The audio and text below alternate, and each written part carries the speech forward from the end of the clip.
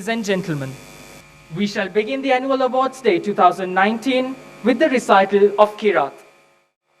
أعوذ بالله من الشيطان الرجيم بسم الله الرحمن الرحيم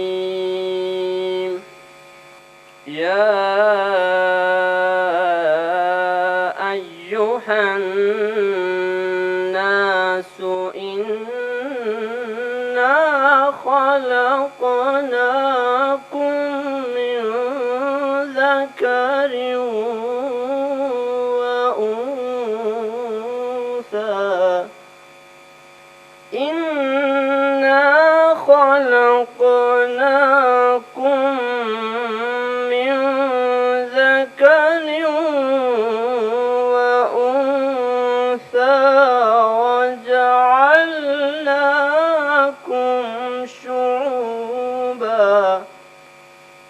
وجعلناكم شعوبا وقبائل لتعارفوا إن أكرمكم عند الله إن أكرمكم عند الله أتقاكم إن الله عليم خبير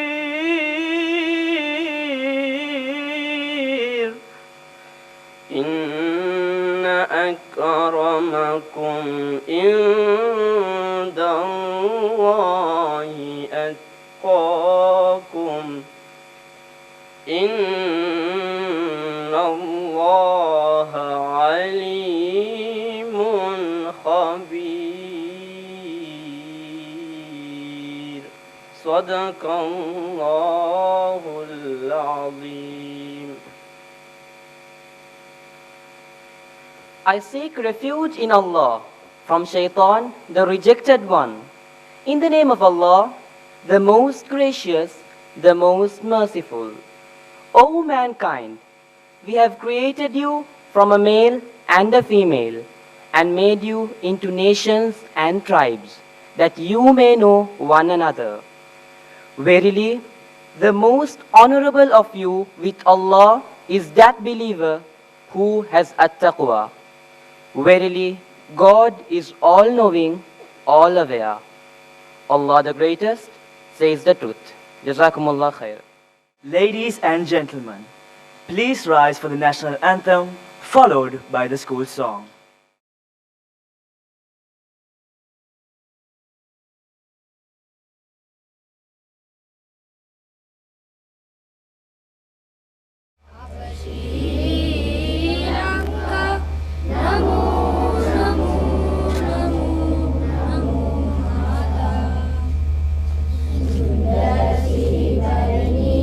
Surandi api sobama langka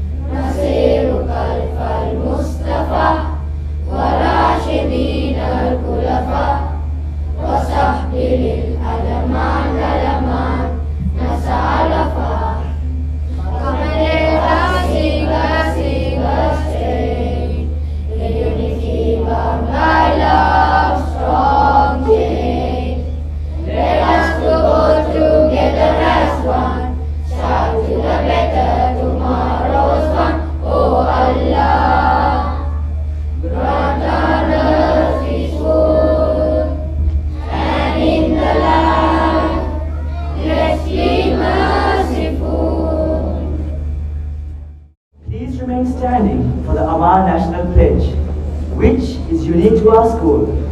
It is a vow we take to uphold the unity and work towards the prosperity of our country. I would like to invite on stage the prefects of Amal International School to recite the National Pledge. Place your right hand on the left side of your chest and repeat after me. We, the citizens of Sri Lanka,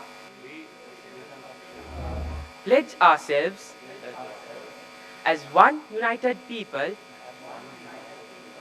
regardless of race, language, and religion, to build a democratic society based on justice and equality, so as to achieve happiness, prosperity, and progress for our nation. Thank you. Ladies and gentlemen, our students are here to welcome you all with a song to showcase our love towards our nation.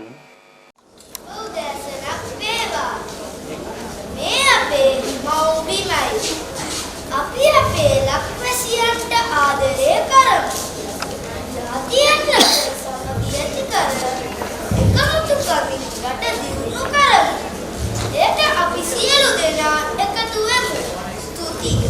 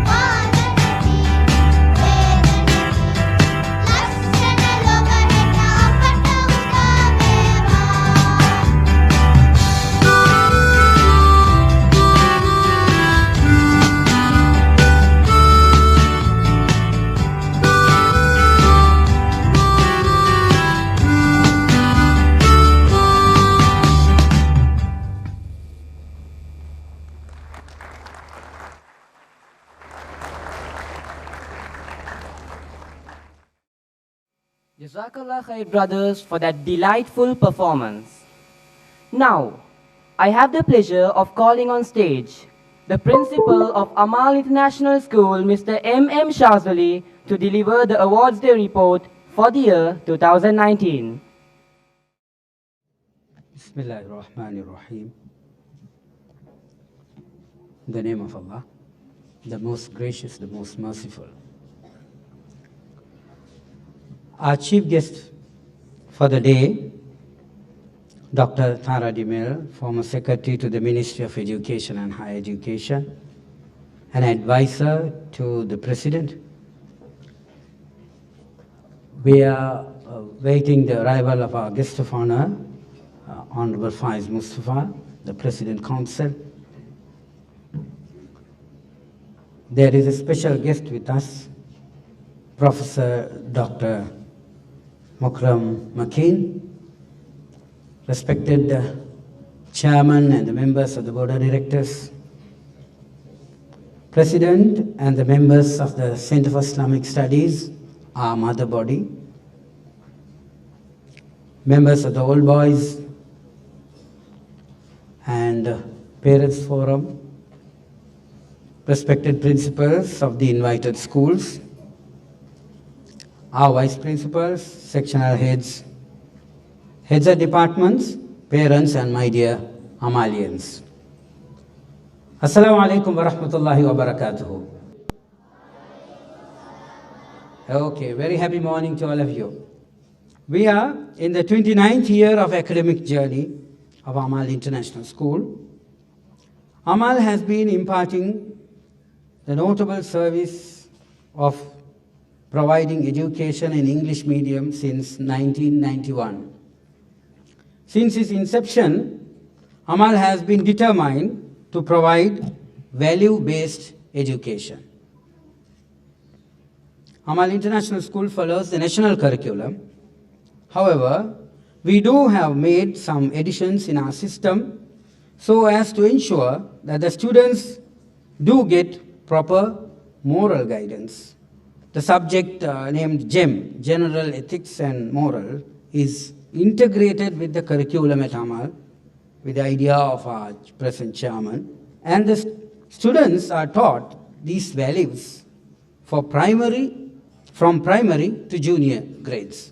Our chief guest, who has been instrumental in designing programs for introducing values, ethics, integrity, and respect for diversity, can understand how Amal's thought process can contribute to the success of humanity. We have another feature, grade 8 scholarship. The tensions created by the grade 5 scholarship examinations have reached to the peak now. Educational psychologists have raised serious concern on this issue as it exerts undue pressure to the tiny grade 5 kids. However, Amal had the courage to introduce it in grade 8 in 2014. Best achievers of Amal scholarship examinations are provided with scholarship to continue free education up to GCO level. Academic development. We strongly advocate that the children must be guided and nurtured to become rounded personalities with proper knowledge, skills, and attitude. With regard to the knowledge aspects, we award students who achieve above 65 average marks the certificate of achievements based on their performance at each term. Our students' greatest challenge is achieving higher grades in the first language, that is Sinhala, where they don't study any other subjects in it. Our chief guest, madam, knows this pathetic situation since she was in the education ministry. However, we had two plans. Our short-term plan to improve the standards of Sinhala language has yielded the results last year close to our set target. We achieved 71% pass rate in Sinhala in the O-level. As far as our long-term plan is concerned, we have started special arrangements from primary classes to improve Sinhala. 2018 was a year of great achievement for the advanced level students. The performance of the students of GCA level shot up to 75%. It was 23% increase in the pass rate when compared with the results of the previous year. School administration. Mrs. Muna Subi joins the top management team with her promotion as the vice principal for exams, teacher training and event management. Ms. A.W.M. Rimzi has been rendering the service as vice principal for administration, while vice principal Mrs. Minshaf supervises the academic affairs. Advanced level section. The admission to our A-level section keeps on increasing since last year. In accordance with the government's education policy, we encourage all the students to complete the school education with GCA level. Students of the A-level classes are about to enter the society. They must not only gain knowledge, but also develop various skills which are vital for their success. May I take this opportunity to welcome our guest of honor. Students, please give a big round of applause to welcome our guest of honor to this event. Thank you, sir, for your kind presence. So these advanced level students must not only gain knowledge, but also develop various skills which are vital for the success once they step into the society. Our senior section. In our senior section, where grade 9 to 11 students study, the basket subjects prescribed for grade 10 under our national curriculum are taught from grade 9. Grade 11 students are brought under a mentoring program where the teachers are assigned to monitor the assigned students' academic progress in school and at home on given home study and timetables. Various workshops and motivational programs were conducted for the O-levels last year.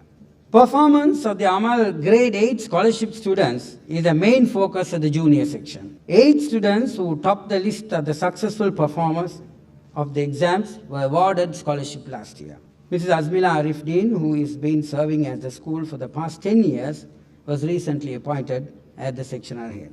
Upper primary section. The upper primary section of Amal International School of grade 3, 4, 5. The classrooms are arranged in an effective manner to suit the primary students. A reading corner is set up in each classroom in order to improve the reading habit and reading skills among the students. The lower primary section, which comprises Montessori, pre-grade and grade 1 and 2, is ably guided by Mrs. Nia Banavas, who has been working with the primary kids for almost 25 years. In addition to the ordinary classroom activities, these tiny tots are trained to perform on stage with confidence. The Montessori and pre-grade classes are coordinated by Mrs. L.H. Bonita, also conducted many child-friendly activities to cater to their age. Science lab. Science laboratory under the direct supervision of Mrs. G.H. Omega Jinendri continues to serve with full force by providing periodical sessions. Practical sessions are further supported by computer-aided video presentations. Extracurricular. Our students have been demonstrating their latent talents in the extracurricular activities. Amal School Band shows a steady growth. Mrs. Fazara Farooq has been working with much dedication with the assistance of Mr. Vishuka Prabhash Fernando, the bandmaster, to uplift the performance of the band team, which was formed just 1 year ago. Scouts. Mr. Izzat Adam, Scouts Master, is actively engaged in uplifting the standard of Amal Scouts. Mrs. Habiba Rahim, teacher in charge of Scouts, focuses on the development of Singiti and Cub Scouts. Media Unit. Media Unit has been an integral part of the school that has been providing effective media coverage, which includes photography, videography, and announcing to the events taking place in the school. The Amal Scroll and the school's daily news reader program are also coordinated by the media unit. Mr. Raj Vijay Singh coordinates the media unit activities. Mrs. Adila Ismaddin performs her duties as the teacher in charge with much sense of responsibility. Mrs. Tarunya Subramaniam and Mr. Afkar Lafa strive to train the boys in announcing. Training and development. As a result of establishing a unit for training and development under the leadership of Sheikh MTM Sabri, the school is marching forward with various steps which immensely contribute to the development in many spheres. It focuses on the student-teacher leadership development programs. During the period under review, the unit has conducted 20 programs covering various areas. Students' Care Unit. Students' Care Unit, headed by Mr. Iftikhar, the student counselor, he conducts series of programs to the identified students and parents. 40 counseling sessions for the students and 35 programs for parents were done last year. Further, 2 counseling sessions were done for the teachers as well. Library activities. DCP Etiarachi, the librarian, with the assistance of Ms. Farida Ali Muhammad, successfully carries out the activities planned for the year. In order to encourage the reading habit among the students and to recognize and motivate the students who show much interest in reading, a competition is held to select the best readers in October, the month for reading. Discipline. As we believe in value-based education, we are very serious about discipline. The school follows zero tolerance policy for corporal punishment. No student can be subject to physical or verbal abuse, nor is bullying tolerated. The outgoing head prefect, Ahsin Lafir, and his team demonstrated a very high level of commitment in maintaining the discipline of the school. Major annual events. Annual Sports Meet 2019 was a resounding success. Honorable Karujai Surya MP Speaker of the Parliament graced the occasion as chief guest, and Honorable Mujibur Rahman MP officiated the event as guest of honor. Arkham House emerged champions at the Inter-House Sports Meet 2019 for the second consecutive year. Housemaster Mr. Madhushankar Abhevardhana and Mr. Aslam Khan, Assistant Housemaster, worked tirelessly with their team, to which it led to the victory. Founders Day. Founders Day 2019 was a very special one, as it took a different shape. The newly refurbished school main hall was declared open on that day as Dangra Hall, being named after Haji Muhammad Abdul Karim Dangra, who is seated here. Please give a big round of applause for his unmatched contribution by bringing financial assistance to establish the school in 1991. Muhammad Hanif Yusuf, former chairman of Amal, graced the ceremony as a chief guest. We were happy that our guest of honor today also addressed the gathering. Sports. Students of Amal International School enjoy playing basketball, football, karate, and swimming as sports. Amal Sports turned a new page during the period under review with the appointment of Mr. Gresham Anthony, basketball coach cum sports coordinator. It was a change after almost 18 years. Mr. Gresham was a professional basketball player for the Sri Lanka Air Force and coached a couple of leading schools. Under his leadership, our under 17 and under 15 basketball teams got qualified to enter A division in the All-Island basketball tournaments. In karate, we could win a national achievement as Master Ibrahim Iqbal could secure a place in Sri Lanka National Karate Championship after achieving first place in Colombo district and first place in Western Province.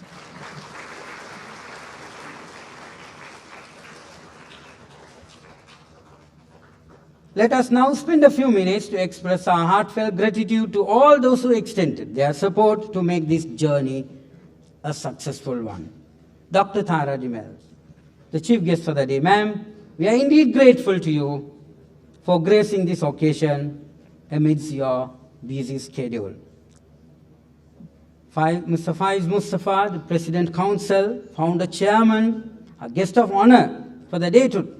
Sir, thank you very much for gracing the occasion We know we have troubled you a lot by disturbing in your on a day like this. But we are really delighted to have you here, sir. Your presence has really an encouragement to all of us. I am indeed indebted to convey my sincere gratitude to the board of directors, the leadership of the chairman of Mr. Ashraf Rumi, and the guidance they provide and the support they render to me. May I also express my thanks to the president and the members of the Center for Islamic Studies for their valuable presence at this memorable event. We convey our thanks to the members of the Parents Forum for the support they provide in the affairs of the school. We also remember Amal, All Boys Association, for helping their alma mater through various avenues. Our special thanks go to the donors, Mr. Rizzi Taha, CEO of Cool Planet, Mr. Fahmi Ismail of Laptop.lk, Mr. Iqbal Hassan, who have come forward to sponsor expensive challenge trophies which we award annually in the awards day. In addition, Cool Planet has also now sponsored the basketball kit for the players of our school. Vice principals, sectional heads, heads of department and coordinators, you are indeed remembered here for the service you provide to ensure smooth running of the school. Accountant, Ms. Sharmila Hakim, your attentiveness and commitment towards heading the accounts affairs of the school is highly commendable. Dear hardworking and committed teachers, we know your service cannot be matched with the remuneration package. Let us give a big round of applause to those dedicated teachers. May the Almighty God give you the best return. We must appreciate the dedication of the coaches and the masters in charge of Scout, Karate, swimming, basketball, and the teachers in charge of Scouts and the school band. A special thanks to the members of the organizing committee who undertook various responsibilities and accomplished the task under challenging circumstances. Dear team players, this round of applause is to you. Please give a big round of applause to them. Without your support, this awards day would not have been a reality. We will not forget to join our hands together to appreciate the work of all our non-academic staff. Thank you very much.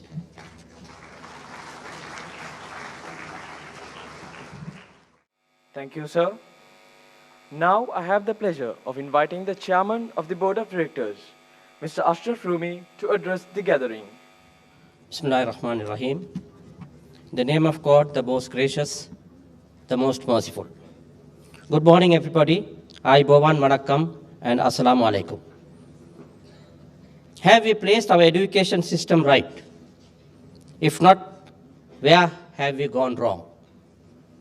Honored Chief Guest, Dr. Mrs. Tara Dimel, respected guest of honor, Mr. Faiz Mustafa, President's Council, Principal Sir, Mr. M.M. Shazuli, and revered founder, Mr. M.C.M. Zarub, and my fellow directors, Vice Principals, Sectional Heads, teachers, students, parents, all boys, and invitees.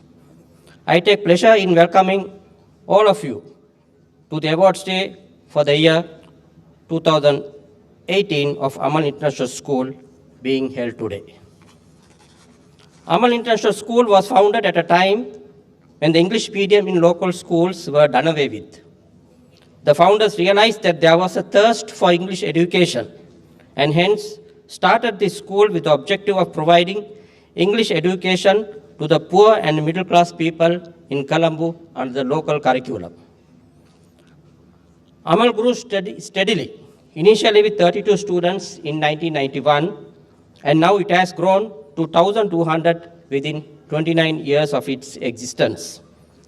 Amal is a unique institution in the sense, unlike various other private schools, which are profit-oriented, Amal is a self-sustaining school with its excess proceeds invested in developing itself.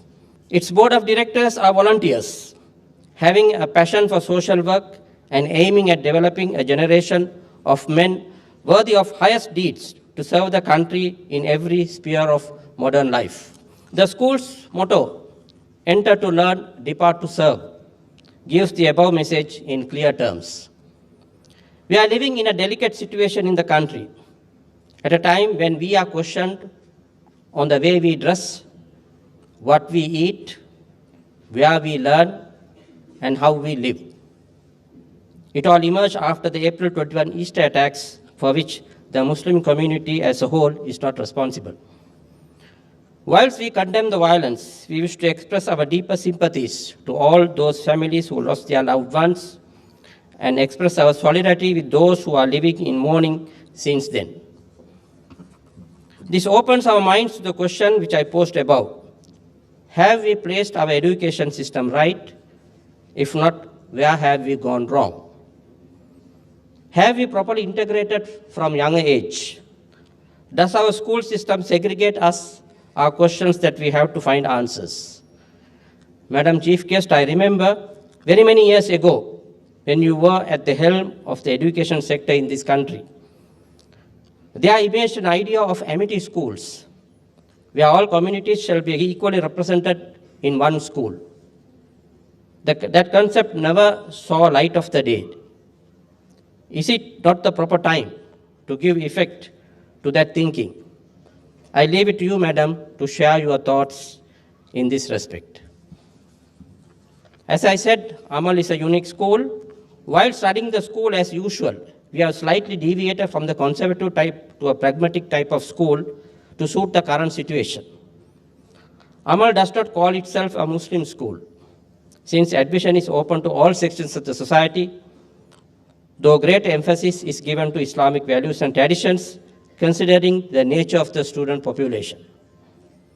We have introduced a scholarship examination in grade 8 from 2014, having done away with grade 5 scholarship examination, which is of no significance to us, inasmuch as Amal is a private English medium school with singular taught as a single compulsory subject. Another deviation is the subject called GEM, which stands for General Ethics and Morals, which in the long run develop good value system in young minds. From this month, we also deviated from the tradition of starting the school from 7:30 to 8 a.m. This is done with a view to making use of the morning time for various sports and co-curricular activities. Thus, the concept of after-school classes and co-curricular activities will be practically halted, thus giving our students and parents a sigh of relief from the worries of late arrivals to their homes. The security of our children in the present context was also thought of in making this change. Madam Chief Guest, we and the audience here are eagerly awaiting to hear from you to address some of the unique features that you proposed in the education system in the country very many years ago. We at Amal are capable of changing to suit the need of the hour. I thank you for coming here, and we feel greatly honored by your gracious presence. The guest of honor, Mr. Faiz Mustafa, President's Council, sir, you steered the wheel of Amal as the first chairman of the school, and we are proud to carry forward your legacy. And to the founder, Mr. MCM Zaru, and the philanthropist, Mr. Haji Abdul Dangra, whose vision we are proud to carry forward. Thank you, and God bless you. Thank you, sir. Ladies and gentlemen, now the spotlight falls on our senior students, who will enthrall you all with their Sinhala Kavi. Be prepared to be spellbound.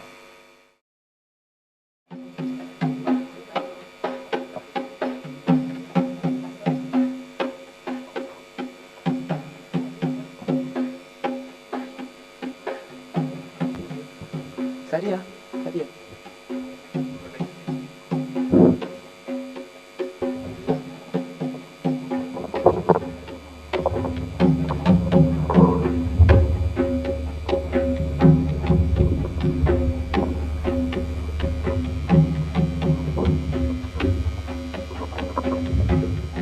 යටසින් ලාන බැල් මෙන් සූර විලසී උවසසින් දාන මාන මත් කර ඒකසී අහසින් බැස රාංග ගත් රාග කෙලෙසි දිසිමෙන් විය විදු ලියසිය දහසි දිමුතු යසස්වන් කුසුම සාරාගේ නුමුතු සුවඳ මල් පැළඳ සාරාගේ දකුතු රංගන සුරංගන රංගලාගේ උමතු නොවේද කෙලේ සකසිත කාගේ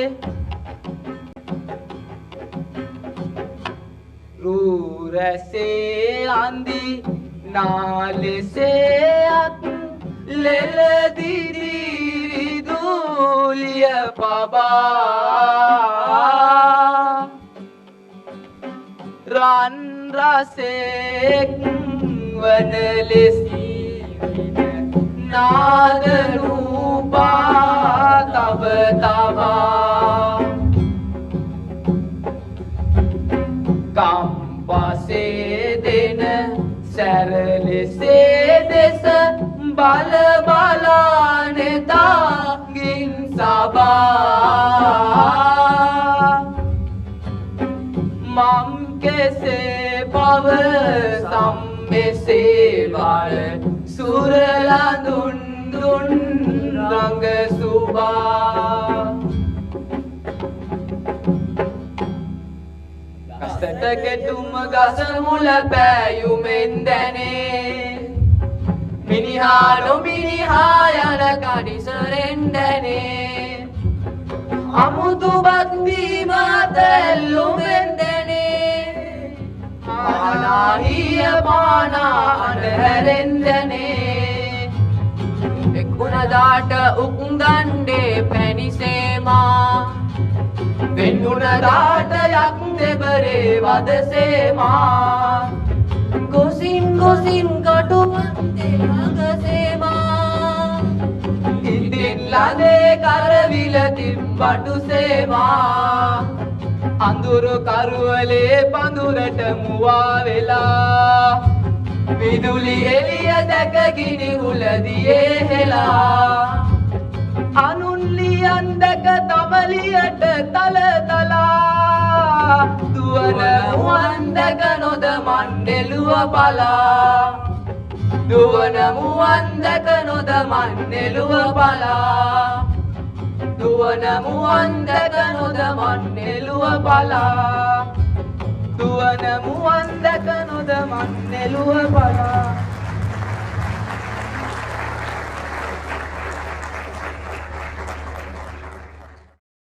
Thank you, brothers, for that entertaining Sinhala Kavi. The most anticipated moment has arrived. Yes, my dear brothers, I can see your smiles. The distribution of awards is about to begin. I would like to call on stage the guest of honor, Mr. Faiz Mustafa, the principal, member of the board of directors, Mr. M.H.M. Ilyas, and the sectional head of the lower primary section, Ms. Niyaba Sahli, to give away the first set of awards.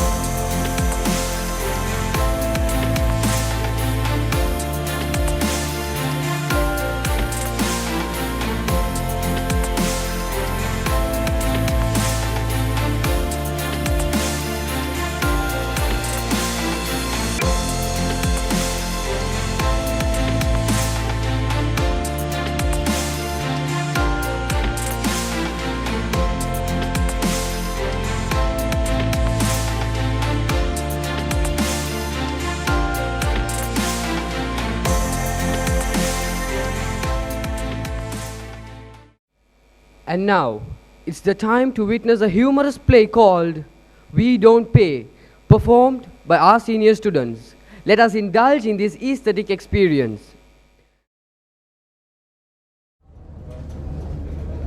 Mr. Principal, Well, what is it?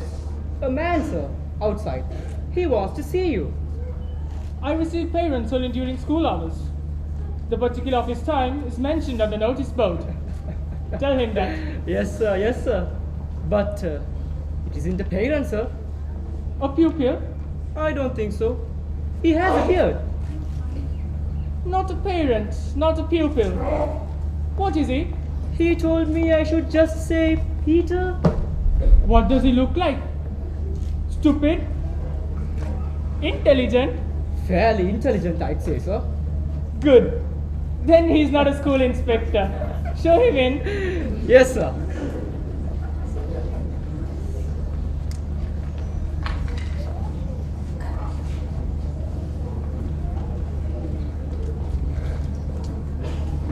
How do you do? What can I do for you? I'm Peter. Don't you remember me? No. It's possible I've changed. What the hell? Your class records will show I've got a right to come here. The class records. How so? Mr. Principal, if you please, I'm Peter. Doubtless, doubtless. But what has that to do with it? You mean to say you don't even remember my name? Well, I imagine you wouldn't. You were probably glad to forget me. Well, Mr. Principal, I was a student in this school 18 years ago. Who were you? What do you want now? A certificate? Since I'm bringing along this certificate you gave me, I suppose I could get along without another one. No, that isn't why I came here. Well, As a former pupil of this school, I want you to refund my tuition fees, which were paid you for my education 18 years ago. you want me to refund your tuition fees? Exactly.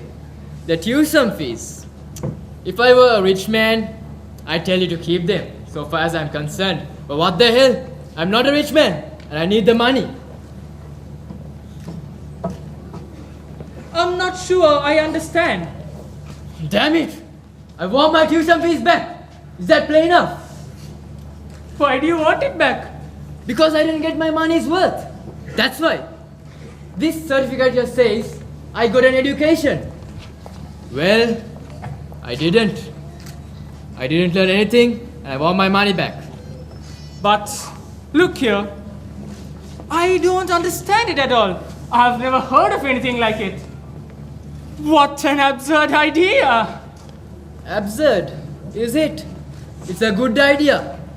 It's such a good idea that I couldn't get it out of my own head. Thanks to the education which I got here, which made nothing but an incompetent ass out of me. My old classmate, Leader, gave me the idea not half an hour ago. Gave it to you? He's a good friend, Leader. He told me. And when I get my money back, I'm going to buy him a present.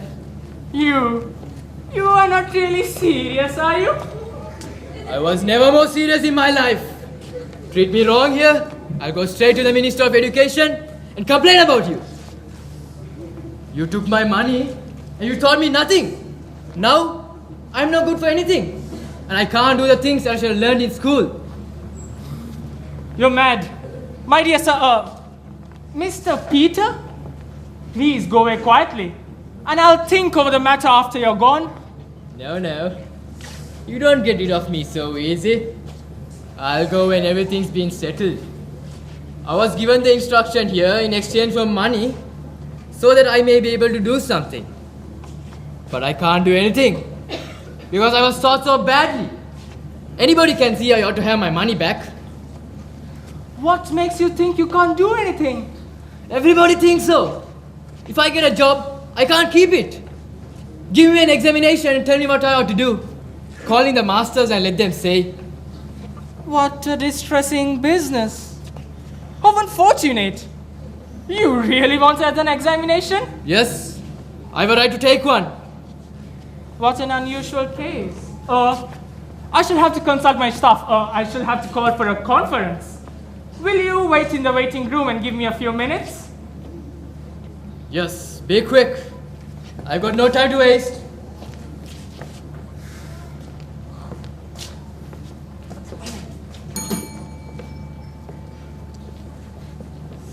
Sir? Jason, ask the staff to come here at once. A most extraordinary conference. Yes, sir.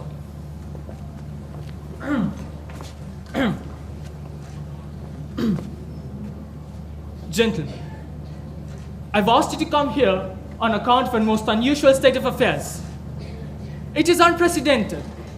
In the 30 years that I've been a schoolmaster, I've never experienced anything like it. So long as I live, I shall never expect to hear anything. Never. God forbid.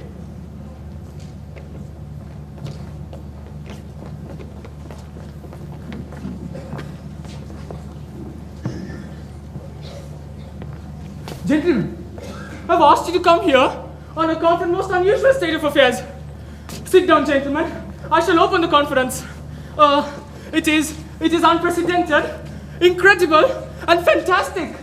A former pupil has come to meet me, an individual named Peter. He's brought up a question which I've never encountered in my experience. I've never heard of anything like it. Tell us about it. He wants his tuition fees back. Why? Because he's lost his job, because he's broke, because he's an ass. I should be glad to have you gentlemen express your views on it. The case is natural. The law of conservation of energy proves that any given pupil will lose in any given period. As much knowledge as teacher can drill into his head in another period like duration. There is nothing like this in the history of civilization. It is said that the Bourbons learn nothing and forget nothing. If that is true, The law of conservation of energy. the question is, does he want the amount in simple or compound interest? Because in the latter event, Where is that fellow anyhow? He's waiting outside. He wants to be re-examined. He says he's learned nothing and a re-examination will prove it. I'd like to know what you gentlemen think about it. re-examination. Gentlemen, it is my conviction that we will lose nothing by re-examining Peter. If he fails, he will place us in an awkward position. Therefore, he must not fail. He has, shall I say, pursued an advanced studies in the school of life. We will not make our questions too difficult. Agreed, gentlemen? We are dealing with a sly and crafty individual who will try to get the better of us and his money back by hook or crook. We must checkmate him. How? By sticking together.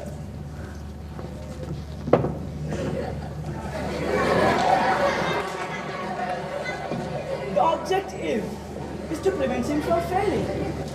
Because if he fails, he succeeds. That we must stop. If he fails, tomorrow there will be 2 more former pupils and the next year a dozen. We must back each other up, gentlemen, so that this painful affair does not become pedagogical scandal. We will ask him questions. Whatever his answers, we all agree beforehand that they're correct. Who will decide? If you will permit me, Mr. Principal, let us proceed with the examination. We will show this former pupil that we too can be shrewd. Isn't there a chance of something going wrong? Suppose it gets into the newspapers. Leave it to us. But Leave it to us.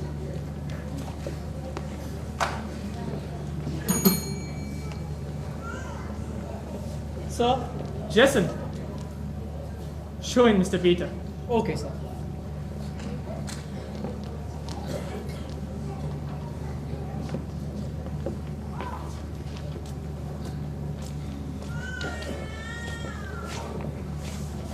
How do you do?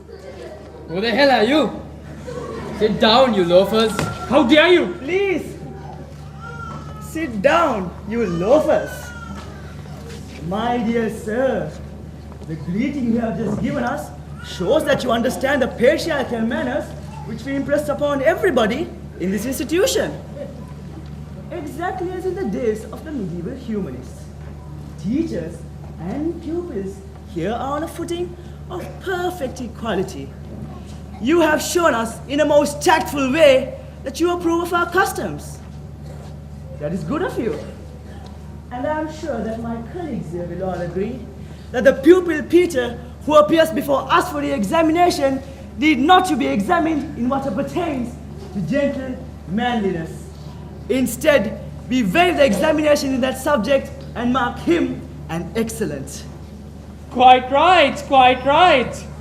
Manners, excellent. Agreed, agreed. Alright, if you say so. What the hell? I don't give a damn for the lot of you. My being gentlemanly isn't going to pass an examination. Just let me fail as quickly as possible and give me my money. Everything else, it's just nonsense. Speaking for the staff, we agree with you. Your exquisite courtesy will not affect us in one way or the other. We will examine you and be guided entirely by your replies to our questions. Take notice of that. Alright, let's hear the questions. I need money. Go to it. Ask me questions, sirs. I mean, long-eared asses. I'd like to see you get a single correct answer out of me.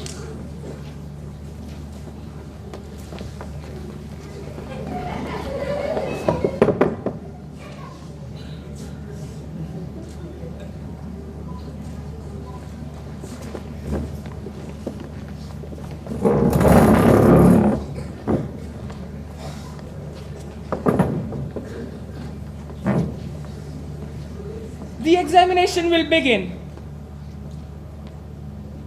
History. Sir Stephen? Peter! Won't you be seated? To hell with a seat. I'll stand. Bravo! Excellent! Mr. Peter here wishes us to understand two things. He will dispense with the written formal examination and will answer orally. Good. He will not be seated. He will stand. Also good. It follows that his physical condition is splendid. I take it upon myself to propose a grading of very good in physical culture. I ask the principal who teaches the subject to concur. Quite right. Physical culture. Excellent. Agreed, agreed. No. You caught me once, didn't you? Well, you won't do it again. From now, I'll have my ears open. Alertness. Very good. Perseverance, unusual. Logic. Excellent. Get on with your questions. Ambition. Boundless.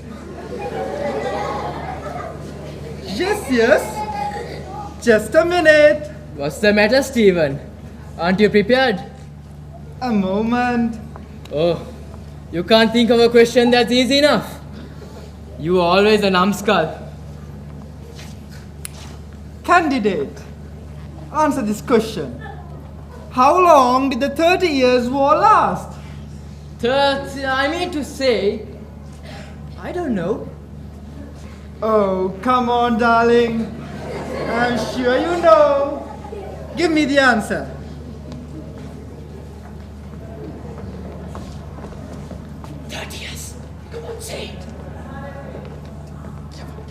Mr. Principal, this is no way to run an examination. This fellow is trying to make me cheat. I shall deal with him decisively. Palayam!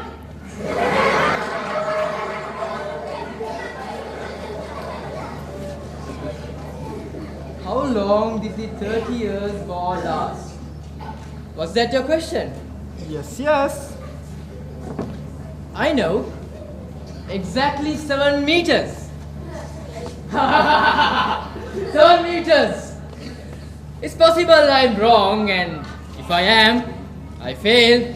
7 meters. 7 meters long. 7 meters. Please give me back my tuition fees. 7 meters. Right? Your answer is excellent. What? What did you just say? The answer is correct. As a matter of fact, the candidate had shown that his thought processes are not merely superficial, and that he has investigated the subject in accordance with modern researchers based on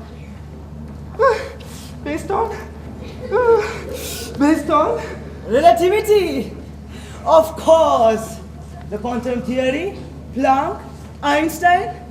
It's all very simple. Don't say another word. We understand perfectly. Einstein has taught us that time is as real as space and matter. It consists of atoms.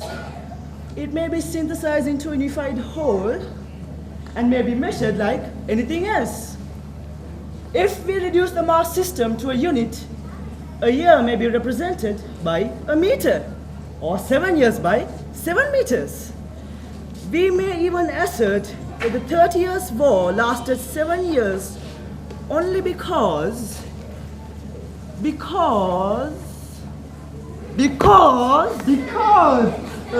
actual warfare took place only during half of each day, and that is to say 12 hours out of 24, and 30 years at once became 15. But not even 15 years were given up to incessant fighting, for the combatants had to eat 3 hours a day, reducing our 15 years to 12. And if we deduct from this the hours given up to noonday siestas, to peaceful diversions, to non-warlike activities, to social distractions, we are left only with time which the candidate has represented by the Einstein equivalent of 7 meters. Correct. I take it upon myself to propose a grading of very good in history. Bravo! Excellent! He has passed! But I don't see. That ends the examination in history. History? Very good! Now the examination in physics. Now we'll see something, you tricksters. Come, come. Well, what's going to happen? Ask me your questions or don't. I haven't got any more time to waste.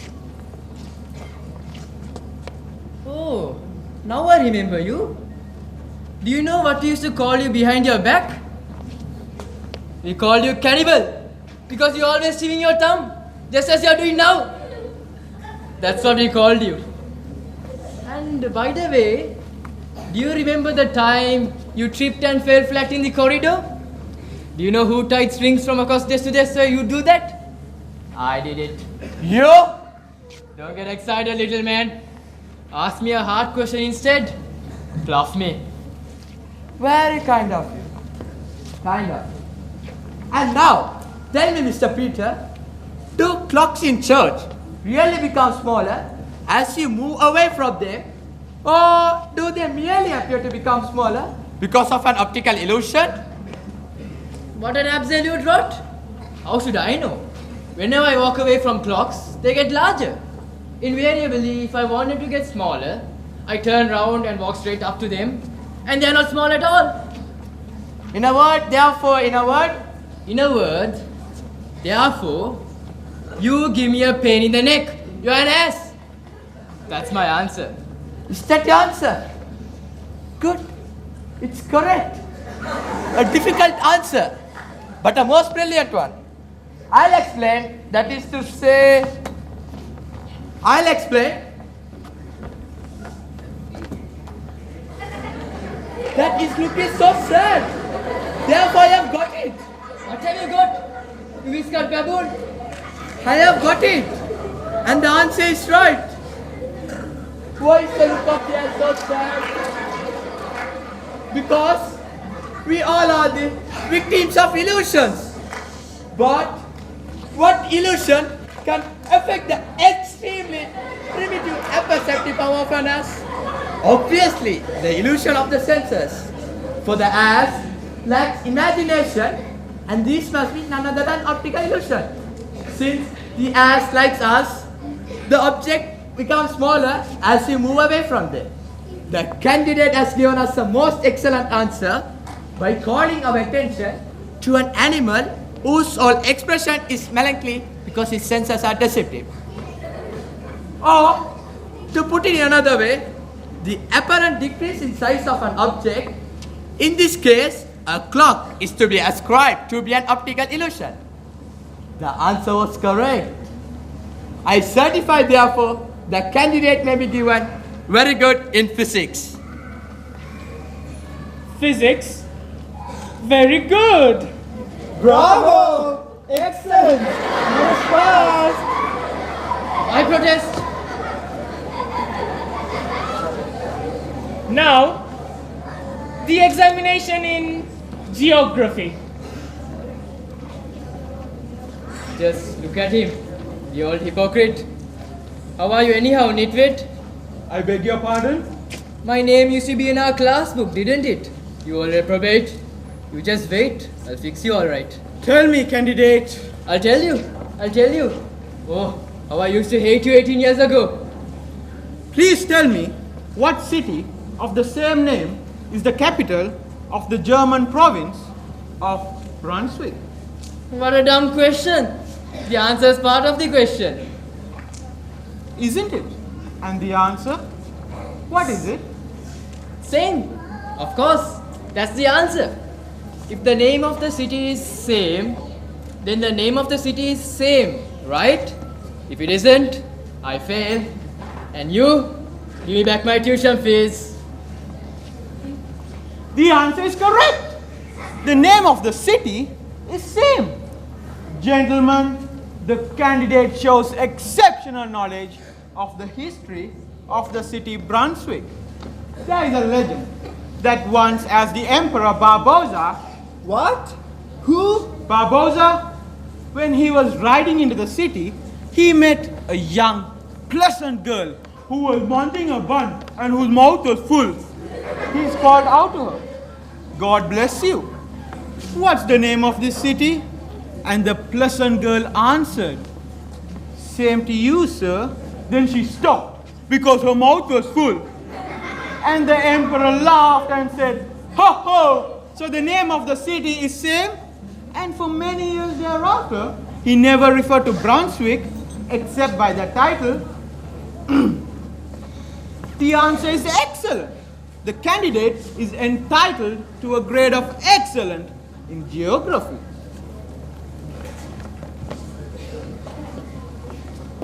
Geography? Excellent. Thus far the candidate has come with flying colors. Only the examination in mathematics is left. Should he have passed that, he would have passed the entire examination. I'm going to be more careful now. So here you are, old stick in the mud. Do you know we used to call you old stick in the mud behind your back? You'd better brush up your wits if you think you're going to put one over me. I'll start off by telling you a few things about mathematics. 2 times 2 is 5. And I make up my own multiplication tables as I go along. And if you had 8 apples and 2 pears, the answer is 27 buffaloes. That's my system. And you'll see me use it. To hell with mathematics. Answer. Excellent. Answer very good. Answer correct. Not this time. It will be simpler if you say you aren't prepared and let me fail. You must not joke about a serious examination. I'm going to ask you 2 questions. One of them is easy and the other is hard. One of them is easy and the other is hard. The same old stick in the mud you always were. I remember the pictures of you we used to draw on the board. If this were an examination in art, you would be marked excellent. But we are dealing with mathematics. the easy question. If a bus were to travel 4 kilometers to its first stop and say it picks up 4 people, then it goes to the second stop and picks up 4 more. Tell me, Mr. Peter, what is the circumference of the wheel of the bus whose surface area coincides with that of hip pocket of a state railway employee whose wife has been deceiving him for 2 years and 11 months with the regimental sergeant major of Hussars? But look here, sir. Sir, don't interfere with him. Will you repeat the question? No. Either you paid attention or you did not. Either you know the answer or you don't. Now tell me the answer, because if you don't know it... Of course I know it. Naturally I know it. I'll tell you. 2,629 liters. Exact. No fractions. And did I give you the correct answer? I've given you an answer which is too good. No. The answer is wrong. The correct answer is 2,628 liters, not 29. I refuse to pass the candidate. Mark him a failure. I told you so. I told you so. I'm sorry. It is true that his errors amounted to less than 1/10 of the percent of the total. But it was an error. He fails. My tuition fees. My tuition fees. In my opinion, the candidate's request is reasonable. Now that I have satisfied myself, he cannot pass our examination. It is his right to recover the monies which were paid to us. That's so. That's right. Give me the money. Is that what you think? Absolutely. This is a good school. It is our duty to see that nothing even injures his reputation. How much do we owe you, Mr. Peter? I'll tell you exactly. I attended this school for 6 years in all. During the first 3 years, the fee was $150 quarterly. Total for 3 years, $1,800. During the second 3 years, the fee was $400 semi-annually. Total, 2,400 and 1,800 is 4,200. Examination fees, $250.95. Certificates, documents, books, stamp taxes, $1,241.43. Total, $5,682.38. Incidentals, stationery, notebooks, $786.12. Grand total, $6,450.50. Knock off the cents and call it dollars. Exactly. Exactly. You can rely on it. It's right. There's no question of it. It's right to the smallest detail. I congratulate you, Peter. That was my difficult question. What? I certify that the candidate passes in mathematics. His answer to the easy question was a very little out of the way. But his answer to the difficult question, how much the refund should be, was exactly correct. Peter is a mathematical genius. So you did put one over me. I present the results for the examination.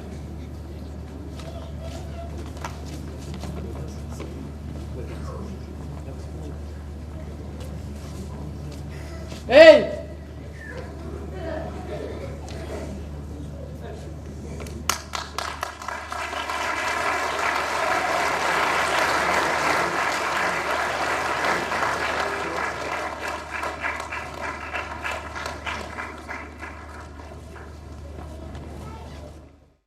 All schools should understand that education is not just impractical, theoretical training. It builds up one's future. Students should be provided with the necessary educational, professional, and ethical values to build their character. That was a magnificent performance, my dear brothers. The second phase of the awards distribution will take place now. I would like to invite on stage the chief guest, Dr. Tara Dimel, the principal, member of the board of directors, Mr. Rushdie Dahlan, and the sectional head of the senior section, Mrs. Zeenat Mahideen, to give away the first set of awards.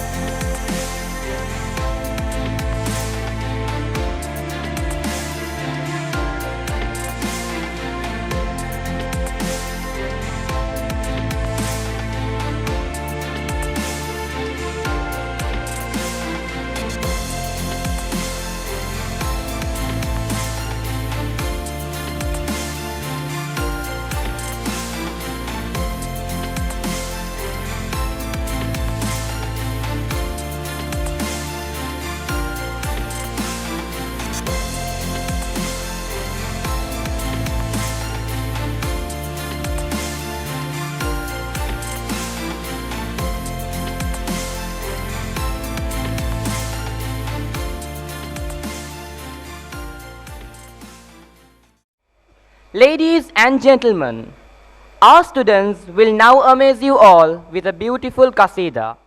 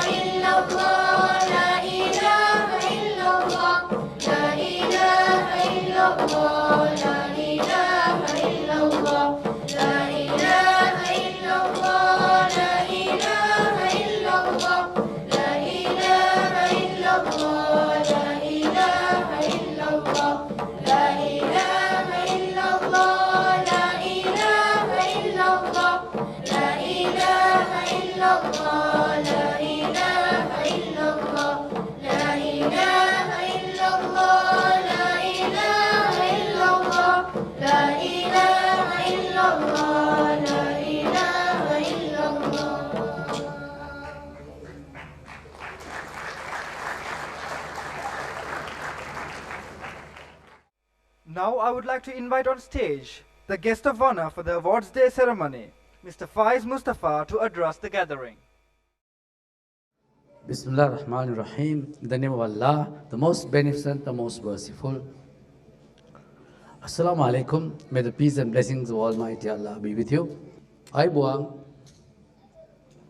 Vanakkam, and good evening. May I begin by addressing the principal and members of the staff of Amal, the young and dynamic chairman and board of governors, our most distinguished chief guests, Dr. Tara Demel, who is an eminent educationist, so I don't want to stand between her and the audience, so I will be as brief as possible. My dear parents, and of course, my dear Amalians, ladies and gentlemen, I may begin by making a confession. I am, of course, no educationist. I must confess, I know hardly anything about education. And perhaps what I know about education, you can write on the other side of a postage stamp. So the only productive element as far as learning is concerned from today's speeches would be that of Mrs. DeMel, and I shall give way to her as early as possible. May I begin by thanking the principal and the staff and the chairman and the members of the Board of Governors for their kind invitation. I do appreciate that today is one of the most important days in our school calendar, and I feel flattered to have been invited, and more so in the company of a distinguished educationist such as Mrs. Tara DeMille. So I do very sincerely thank you for that honor. I must confess that I'm speaking to you today in a very nostalgic mood. We had a dream. We had a dream 30 years ago. Few of us, by the grace of Allah, have survived. I have seen Mr. Zaruk, whose brainchild the school was, and Mr. Dangra, without whom the school would not have been or would not have come into existence, for his efforts in raising the funds. Now the dream was to have a school for boys in the first instance. The girls' school would come later, inshallah, to provide a very sound secular education in the first instance, an education comparable to any of the other schools. Secondly, to give it a blend of morals, to blend it with morals. Of course, being Muslims, we are picking on Islamic values, but may I pause to say that these Islamic values, the values itself, are common to all religions. The ritual, the theology may be different from religion to religion, but the underlying fundamentals are the same. In fact, if you know the Jataka, if you are a good Buddhist, you believe that what you deserve, what you dream for yourself is what you wish for your neighbor. Now that is the essence of all religions, and in that spirit, that although we said we were founding it on Islamic tenets, the inspiration we draw was from the morals which are common to all civilized society, and they are morals that you can relate to. We found that mere arid learning by itself does not build character, does not give a direction to education, and consequently that Islamic values should be resorted to, but it should be common to all. And may I say that this is a school open to all. It's Islamic in spirit, but it is not a Muslim school. It's a national school, and it's open to anybody. And our only regret is that, unfortunately, our brothers from other faiths have not adequately made use of the facilities we have at our command. We hope that this vacuum would be filled, and we're inviting members of other faiths to send their children, because you can rest assured you receive a very splendid secular education, and without any input of Islam in that sense, but the basic values of morality and decency. Apart from that, when we commenced, we're wondering whether we should have the local examinations or the advanced level, the English examinations. We said to ourselves that we must give the school a national direction, that our children should know who Parakramabahu was, who Dudugamana was. So we felt at that point of time, Mrs. Dimel will correct me, the schools, the so-called international schools, were not slanting their curriculum in that direction. We felt that should have a national bias. Consequently, we thought that we'll go in for the local examinations. And we resolved to have medium of English, because we felt that English was necessary in the modern world, but that you should have a local touch, and Sinhala was made compulsory. So we are a school with a national outlook, but also we are tuned to modern day developments. We realize that English is a necessary tool. And also, we are also conscious of the fact that we now live in a world of advancing technology. So computing was also very high on the agenda. So it was a blend of secular education, attuned to national aspirations, attuned to the realities of the modern world, but basically with a common, with a foundation of morality common to all religions. That was the ideal, and that's the ideal that we were after. I must say I'm delighted to find, Alhamdulillah, that to a large extent our dream has been realized, our objectives have been realized, and amazed, Alhamdulillah, at the progress that the school has made over the last 29 years. For 29 years only is nothing in the life of an institution, it's only a short speck. But within these 29 years, thanks to the efforts of succeeding both the governors and principal and staff, we have reached the point where we are today. And I must say that I'm quite impressed, but the little eye-openers we had in regard to the windows we had into activity, ranging from Janakavya, artists and your theatrical talents, and also, of course, your ability to do well on the sports field. So that is a blend that you're hoping for, because we do believe that Islam is a viable and a peaceful way of life. What we need are young men, of course women included, young men and women, who have very good secular education, but who can present Islam as a viable and a peaceful way of life, valid for all time. And in that, I'm sure Amal is high on the agenda of the instruments we have at our command. There's also a need there at the moment a need to reflect on national unity.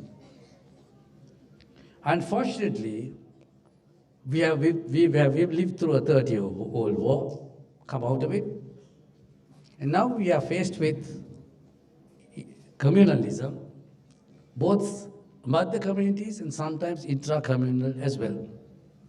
It's a challenge that we have to face up to.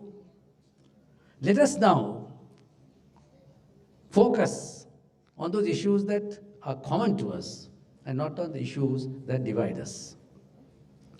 In this context, I wish to share a thought with you.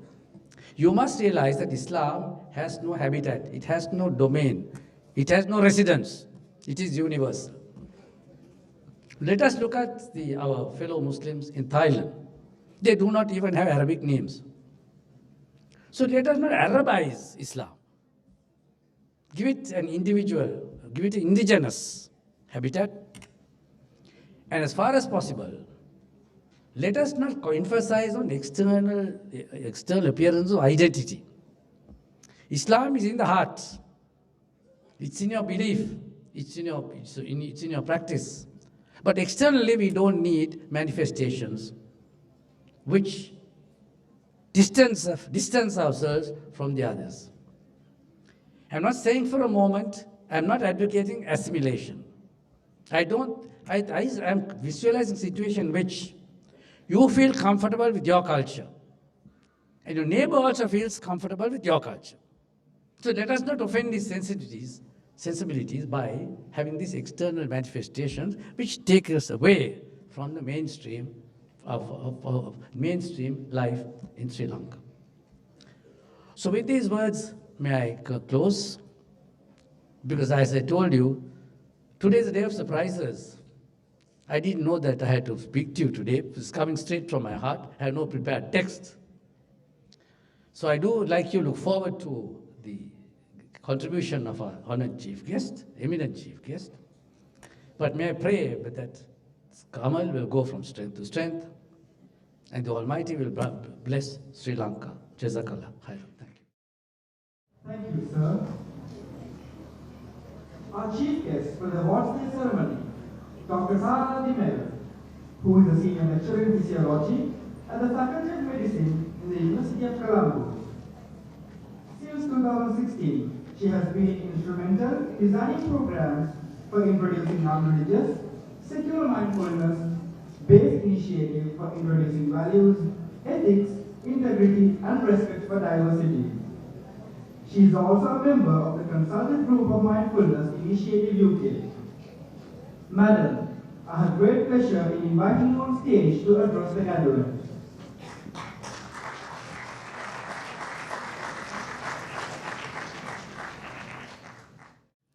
Dear students, principal and the faculty, our honored guest of honor, the eminent Mr. Faiz Mustafa, dear parents, families, and friends. It's both an honor and a privilege to be present at this most important day in the annual calendar of your school. I'm grateful to Mr. Shazuli, the principal, and the faculty for having invited me. Amal International is a school that has risen to great heights despite its humble beginnings in 1991. It's one of the few international schools that's exclusively offering a national Sri Lankan curriculum in the English medium. It's also a school that gives pride of place, as we saw and we have heard, to co-curricular and extracurricular activities. Its faculty of nearly 100, and I was delighted to see more than 90% of that were females, delivers yeoman service to uplift the education standards of the school. Most importantly, when I heard of its GEM program, I was thrilled to know that here we have an international school that's giving pride of place to ethics and morals. So it's not surprising that the demand for placements at Amal International are increasing every year. Today is special for many reasons. First, because it gives an opportunity to recognize and celebrate the achievements of its students with pride. It's a day where hard work, talent, and skills with dedication to academic and other activities are duly recognized. The winners of the trophies deserve a very big congratulatory applause. Those who have come as runners-up deserve a similar applause because they have attempted and they have tried. Attempt is extremely laudable, as we know. Failure to attempt is not really praiseworthy. Producing good students is the pride and joy of any academic institution. But producing good human beings is a cause for greater joy. Human beings with sensitivity, empathy, particularly emotional empathy, and those who show kindness and compassion. In our journey in life, we are learning all the time. We learn inside our classrooms, on the playgrounds, on the way to school and the way back from school. We learn from our teachers, our principals, from our peers, senior and junior schoolmates. We learn from our own families and our societies. All these experiences make us understand life through diverse perspectives. This is what makes us good students as well as good human beings. Good students are respectful to their school and teacher. But a good student will also challenge the teacher. He will inquire from teachers what's not inside the textbook. He will think out of the box and ask seemingly unorthodox questions. And good teachers will encourage such students. Good teachers like to be challenged. They wouldn't want their students to just regurgitate what's only in the textbook. In fact, a good teacher will ignite a student's curiosity, intellectual curiosity, and will encourage such discourse. Good teachers give value to the excellent report card, A grades, A star grades a student gets. Yet a good teacher will instill into students the need for the larger goal, a larger education, the larger goal and education for life. Actually, school is just a preparation for that larger education. Good teachers will also tell students that preparing for life is harder than preparing for examinations inside a school. Why is that? Because life throws at you questions that aren't in the textbook, and it throws at you problems that you have never anticipated before. That's why problem solving and managing problems are exceptionally important. And these can't be learned from a textbook. They have to be learned from life. I feel that only a truly educated mind will master these skills very importantly and very deeply. So a truly educated mind will focus on things like integrity, ethics, values, and how to treat everyone with equal respect, irrespective of ethnic, religious, or other differences. Such truly educated minds will be thankful for being privileged to attend such excellent private schools like what you are attending. Indeed, they will learn our own moral compass. Now, a word to those who will be leaving school shortly, either for higher education or for newer vocations. For you, this is a day for reflection on your school days, your trials, your tribulations, the joys of friendship, some of which may last for decades, and you may one day say, indeed, these were the best days of my life. I would urge those school leavers to take with you lessons that you learn from all aspects of the school, and the memories and the experiences that will teach you how to mold your future into a respectable and a dutiful citizen. You will be surprised at how school experiences will teach you how to blend with people who are not like you. For the younger ones, it will be new academic years that will come your way, a new class, new teachers, new subjects, and new friends and new challenges. But whichever path that each of you will take, there's just one thing that's certain, and that's the certainty of uncertainty.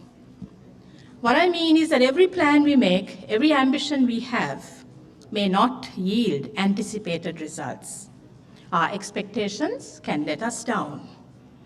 All of us embark on life with a plan. We prepare for many things. Disappointment and failure are, however, inevitable, just as much as fame and glory. So these are things that work in cycles. One follows the other. And unless we are prepared for a change, unless we are equipped to cope mentally, when things don't go according to plan, we may find ourselves remorseful or unhappy when things don't go right. Or we may jump for joy and be ecstatically joyful when things go well, never understanding that these are two cycles that repeat one after the other. Just to be a little anecdotal, nearly 4 decades ago, when I started my professional career as a medical doctor, I had a great ambition of becoming a pediatrician. But when I started my own family, and I found that I needed time for my own young children in their formative years, my goalpost shifted. This took me into a career in academia. With great passion, I started teaching medical students in the University of Colombo. Again, after about a decade, the goalpost shifted when I took a sabbatical leave to work in government. This was just to be for 1 year. But then again, certain circumstances made me extend that period, and I continued for more than 10 years, a completely unexpected happening. During the period in government, I had worked with a variety of people of all walks of life. From a relatively cocooned, cozy academic atmosphere, I was thrown into a basket of challenges, which were new, interesting, but hugely daunting. Life was full of excitement, never a dull moment. The experiences gained were unmatched, and yet I worked hard with a lot of passion. Most importantly, I collected many gray hairs well before I reached 50. What I'm trying to say is that these career moves were never bargained for. changes happen in very strange ways and unpredictably. But I took each change and challenge with renewed vigor, never letting go of the passion in each job. Hence, I'm reiterating the importance of being mentally ready for any change, to be adaptable and resilient. Resilience is an exceptional mental skill of being able to bounce back. Today in educational spheres, we see and hear of mega developments globally. They are nothing compared to the reforms, the education reforms we spearheaded in the year 2000. Gone are the days of simple technology and inventions and information and communication technology and computer science. Today, we are in a world of futuristic initiatives taken by schools and universities in developed countries. Every one of those initiatives is laudable. We know the importance of science, math, technology, engineering, and we know the importance of STEM subjects, basing your curriculum on the STEM syllabuses and how employable STEM graduates are. We are in a world of the artificial intelligence, robotics, nanotechnology, digital information platforms, and genome engineering, and much more. Actually, today what's in is the Internet of Things and disruptive technology, together with 3D printing. These are actually the building blocks of the future. And Sri Lanka will not get anywhere unless we even start taking steps towards these mega changes that are now the norm in most developed countries. Because these are the changes that herald the fourth industrial revolution, the leapfrogging into the 21st century. Yet, let us pause a while and consider. Should we build these vast, cutting-edge knowledge and information systems in a vacuum, where our knowledge, technological and information capacity overflows, and we become singularly conscious of padding up an impressive CV, collecting multiple letters behind our names, deciding to which high-paying job we apply next? Where as a nation, should our focus be solely to perform as on the world stage, as an upper middle income country striving to achieve excellence in education? Should that be our only goal? Or should we be equally or more conscious of developing qualities and traits that are making us more human, those that have become so critical in present-day society? Traits like empathy, kindness, compassion, respecting diversity, being respectfully tolerant to people who have different views, like I said before. Just to quote a gentleman who mentioned at the World Economic Forum recently, the inexorable integration of technology and science into our lives could diminish some of our quintessential human capacities, like compassion, care, cooperation, and collaboration. So once again, I'm saying, should we also look at the essential qualities like developing values and ethical behavior? A few days ago, we were able to get approval from the Ministry of Education to introduce programs inculcating values with respectful and ethical behavior through mindfulness-based initiatives to primary school teachers. This is because the primary school teacher plays a pivotal role in shaping and molding the brains and the minds of the youngest school member in any school. The teachers we spoke of were thoroughly appreciative, and our plan is hopefully the ministry will help us to use distance learning methods as well as face-to-face learning to bring this into every primary classroom in the school, so that we can then learn to listen to others with patience, more than listening only to our own voice.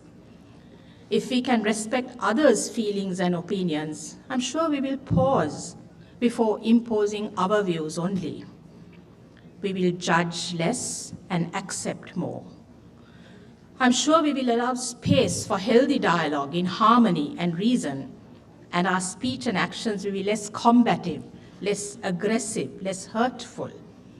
We will definitely then become less arrogant and conceited and instead give place to humility with sincerity. Yes, I'm sure we will become better human beings. Why I took several minutes to elaborate on this is because neglecting these valuable traits have become the main reason for our nation to slip and slide in respectability. Our image as a country has suffered as a result. Our people are suffering with indignity and hurt. Our insensitivities to others are huge. Some of us heap insults and willful hurt on others just because our ideologies differ, just because our religions differ, just because our clothes differ. We have caused damage to the reputation we had enjoyed as a civilized nation. Actually, why I accepted this invitation is also to share this sensitive message. We live in a multicultural and a multi-religious society, a nation whose heritage is rich with traditions of all groups, where multiple communities have lived with each other like brothers and sisters for centuries. Some countries have even envied our diversity. But we have failed to celebrate diversity. We have failed to take forward what our forefathers created for us and what they led by example. In my personal opinion, as a nation, we should bow our heads in shame and ask forgiveness from those whom we have hurt over the years to please forgive us.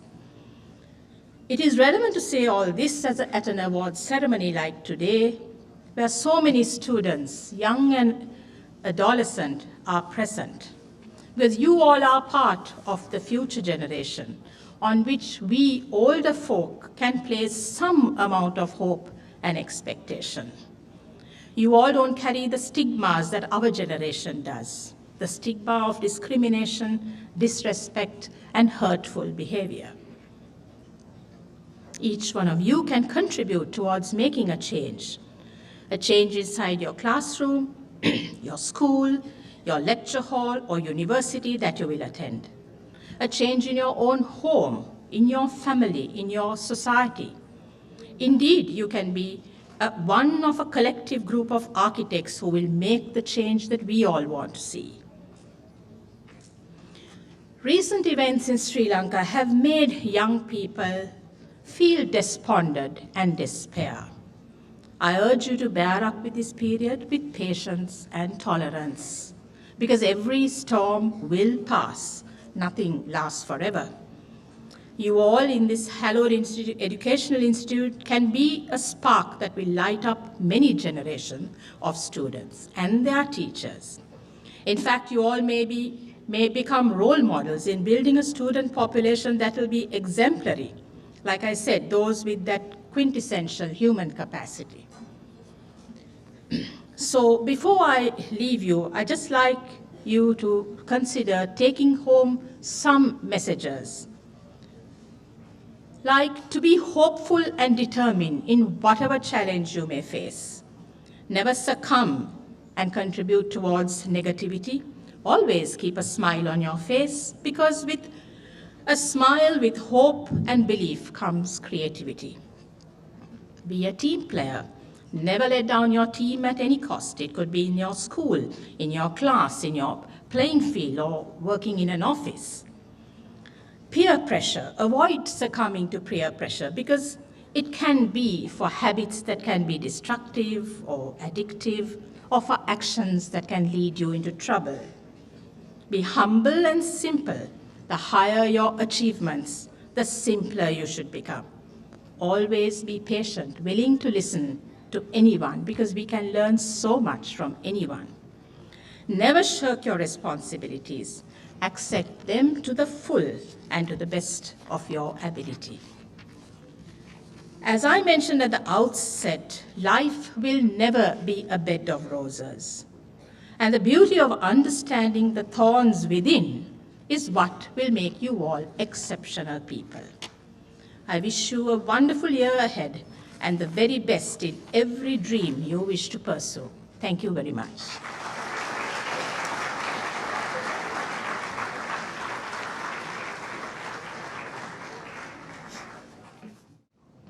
Thank you, Madam, for that inspiring speech. Moving on to the third phase of today's award ceremony. And now I cordially invite on stage the chief guest for today's event, Dr. Tara Dimel, the guest of honor, Mr. Faiz Mustafa, the principal, Professor Dr. M. Mukram Maki, the Vice Principal of Examinations and Event Management, Mrs. Muna Subi, to give away the third set of awards. And now I cordially invite on stage the chief guest for today's event, Dr. Tara Dimel, the guest of honor, Mr. Faiz Mustafa, the principal, Professor Dr. M. Mukram Makin, and the Vice Principal of Examinations and Event Management, Mrs. Muna Subi, to give away the third set of awards.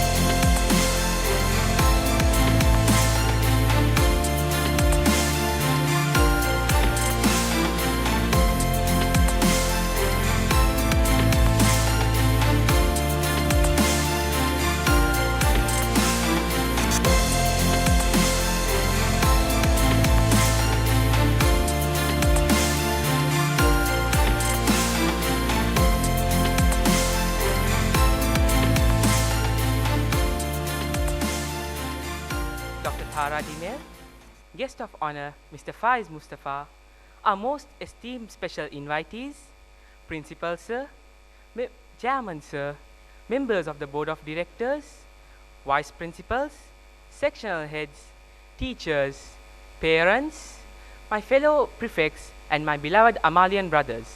Assalamu alaikum and a very good afternoon to all of you all. It's my privilege to propose the vote of thanks for today's event. I, on behalf of the staff and the students of Amal International School and the entire fraternity present here, extend a hearty thanks to all those award winners, performers who made this program a success. And I would like to thank the invited guests for taking time from their busy schedules to grace this occasion. A big thank you to the chief guest, Dr. Tara Dimel, for that inspiring talk. I also thank the guest of honor for his golden words shared with the audience today. An event like this cannot happen overnight. The wheels started rolling weeks ago. Principal Sir, Vice Principals, my beloved teachers, my sincere thanks to each and every one of you. A special word of thanks goes to the organizing committee of the awards day for their tireless effort put forward for the success of this day. Dear parents, we are grateful for your presence, and I also thank the past Amalians for gracing this occasion. I would be failing in my duty if I do not thank the non-academic staff who helped us in numerous ways. I also thank the principal and the management of Bishop's College for providing us with this auditorium. Lastly, my sincere thanks to my team, to my prefects, to my brothers, the prefects of Amal International School, for all the help rendered at all times of the day. May Allah bless us all. Ameen. Wassalam. Jazakallah.